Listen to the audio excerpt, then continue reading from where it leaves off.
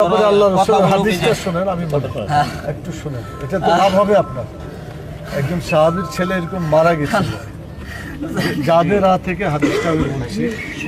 তো প্রতিদিন রাসূল সাল্লাল্লাহু আলাইহি ওয়াসাল্লামের কাছে ছেলেটা সহ উনি কথা শুনতে যেতেন, নামাজও পড়তেন, মানে কিছু বয়ান করতেন, এটা শুনতেন। একদিন দেখে যে ছেলেটা নাই, তো ছেলেটা নাই মানে ছেলেটার বাপও নাই, কারণ ছেলে মারা যাওয়ার কারণে, শোকের কারণে সে আসা বন্ধ করে দিয়েছে। রাসূলুল্লাহ সাল্লাল্লাহু আলাইহি ওয়াসাল্লাম শেষ পর্যন্ত বললো যে চলো আমরা যাই ওই শোকাহত পিতার কাছে।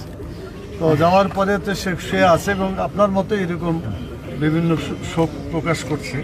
তো উনি বললেন যে দেখো, তুমি যেভাবে করছো এটা করলে তো আল্লাহ তাআলা তোমার পুরস্কার একরকম হবে, আর সবর করলে আরেকটা হবে। তো সবর করলে কি হবে? উনি বললেন যে কাল কিয়ামতে যখন আপনি মরবেন, তখন আপনার ছেলে আপনার জামার মানে একটা এক কিনারা ধরে তাকে জান্নাতে নিয়ে যাওয়ার চেষ্টা করছে, এবং যতক্ষণ পর্যন্ত তার পিতাকে জান্নাতে না নিবে ততক্ষণ সে জান্নাতে যাবে না। কিন্তু ধৈর্য ধারণ করতে হয়, যেন সবরের কত দাম। আপনি একটু মেহরবানি করে মনটা শক্ত করেন। আজকে ছেলে গেছে, কালকে তো আপনিও যেতে পারেন, আমিও যেতে পারি, অত একটু সবর করতে হবে। তো আমি খুব সংক্ষেপে দুটা কথা বলি। এক নম্বর হচ্ছে তকদির বলে একটা জিনিস আছে আল্লাহ তাআলা। আমি কতদিন বাঁচবো, আপনারা কতদিন বাঁচবেন, সাংবাদিকরা কতদিন বাঁচবে, একটা নির্দিষ্ট সময় আছে।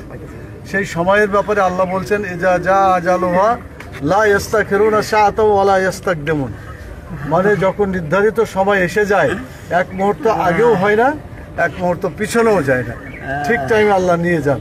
তো আল্লাহর জিনিস যদি আল্লাহ নিয়ে যান তখন একটা সবর করতে হয়। আর এই সবর যারা করতে পারে তাদের জন্য একটা জান্নাত আল্লাহ তাআলা দিবেন। সেই জান্নাতের নাম হচ্ছে হবে, সেই জান্নাতে আল্লাহ তাআলা তাকে স্থান দিবেন। সবরকারীদের জন্য স্পেশাল একটা জান্নাত আল্লাহ তাআলা তাকে দিবেন। ও দারুল হাম, বাইতুল হাম নামক একটা জান্নাতে দেওয়া হবে।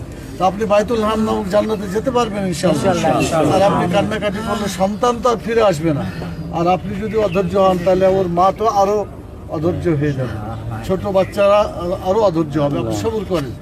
তো এখানে দুইটা জিনিস করণীয় আছে। একটা হলো প্রতিবেশী হিসাবে আমাদের সান্ত্বনা দেওয়া, যারা পাশে আছেন তারা দিবেন। আমরা আজকে বাংলাদেশ জামাত ইসলামের পক্ষ থেকে এই শহীদ পরিবারে যারা আগুনে পড়ে মরে অথবা পানিতে ডুবে মরে, হাদিস আছে তারা শহীদের মর্যাদা লাভ করে।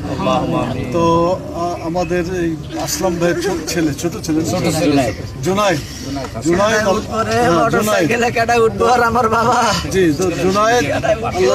শহীদের মর্যাদা তাকে দান করেছেন, আলহামদুলিল্লাহ। আমরা দোয়া করি শহীদের মর্যাদা,